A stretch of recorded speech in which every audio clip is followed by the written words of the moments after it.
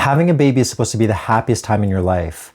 So why do so many new moms feel anxious, sad, or even hopeless? Well, for anyone who hasn't had a baby, the reality is that the postpartum period is rough.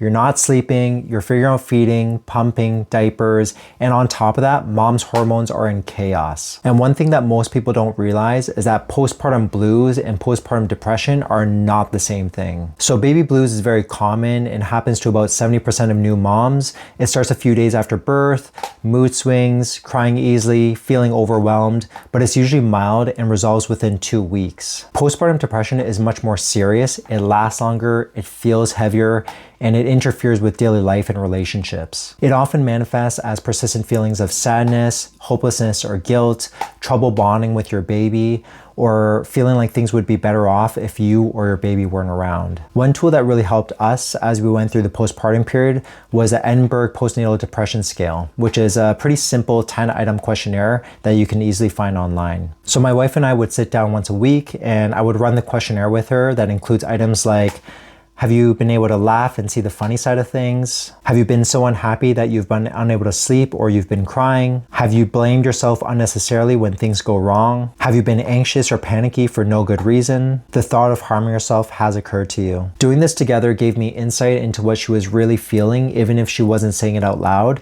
And it opened up the door to honest conversations and helped us to catch red flags. But in general, you should speak with your doctor or midwife or get help if you've had these kinds of symptoms for more than 2 weeks, if they're getting worse, or if you've had any thoughts of harming yourself or your baby. A couple tips for new parents from one parent to another is, first of all, to encourage rest and breaks for the mom. Watch for changes in sleep, energy, or appetite. Lean on your support system, whether that's friends, family, or your partner. And reach out early to your doctor or midwife if you're struggling, because needing help doesn't mean that you're failing. It just means that you're human and you're struggling through a major transition in life. So the take-home point is that baby blues are common and postpartum depression is not your fault, and you don't have to go through it alone. If the sadness is lasting or overwhelming, please reach out, because getting help can be one of the strongest things that you do for yourself and your baby.